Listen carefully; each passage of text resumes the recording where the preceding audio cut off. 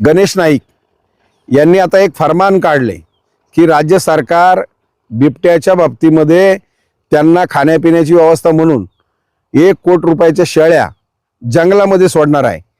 मला याचं हसू येतं, यांना वनमंत्री केलंच कुणी? अरे बिबटे राहतात ऊसामध्ये, तुम्ही शेळ्या सोडणारे जंगलामध्ये। आत्ताच 2-2.5 हजार संख्या त्या बिबट्यांची झाली, त्यांना शेळ्या खाऊ घाला, पोसवा आणि परत आमच्यावर सोडा। आणि आमची लेकरं बाळ बाहेर पडली नाही पाहिजे, आमच्या माय मावल्या शेतात नाही गेल्या पाहिजे, आम्हाला बाहेर पडता नाही आलं पाहिजे।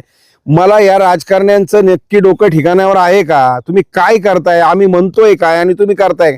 आमचं स्पष्ट म्हणणं आहे की या हास्यास्पद गोष्टी करू नका। सगळ्याच लोकांनी वनमंत्र्याच्या या विधानाची अक्षरशः टिंगल उडवलेली आहे, खिल्ली उडवलेली आहे। बिबट्या आता हा जंगलातला राहिलाच नाही, हे पहिलं वनमंत्र्यांना मला या ठिकाणी सांगायचंय। बिबट्या हा आता आमच्या ऊसात राहिलेला प्राणी आहे, ऊसातच जन्म घेतो, ऊसातच मोठा होतो ना, आमचीच जनावरं खातोय, आम्हालाच खातोय आणि इथंच पाणी पितोय, सगळं त्याचं ठिकाणच इथं राहिले। तो जंगली प्राणी राहिलाच नाही, हे पहिलं समजून घ्या। म्हणजे मलम दुखणं मांडीला आणि मलम शिंडीला असा हा सगळा प्रकार आहे। म्हणजे हास्यास्पद ह्या गोष्टी आहेत आणि याची सगळ्या बाजूनी खिल्ली उडवली जाते। तुम्हाला नक्की बिबट्याचा बंदोबस्त करायचा आहे का नुसत्या आपल्या काहीतरी टिंगल टवाळ्या चालवल्यात तुम्ही आमच्या? अरे इथं लहान लहान लेकरं मारतायत, आया बहिणींवर आमचा हल्ला होतोय, लोकांवरती हल्ले होतात, माणसं मारतात आणि तुम्ही मात्र या विषयाची टिंगल लावली, चेष्टा लावली। या प्रकाराचा मी या ठिकाणी जाहीर निषेध करतो। आपण वनमंत्री आहात, जाणकार आहात, अरे काय केलं पाहिजे हे तरी तुम्हाला कळलं पाहिजे। बिबटे तुम्ही सगळे जमा करा, एकही बिबटे या ठिकाणी ठेवू नका। ते पाहिजे तर परदेशात पाठवा, वनताराला द्या, आणखीन कुठं द्यायचे ते द्या।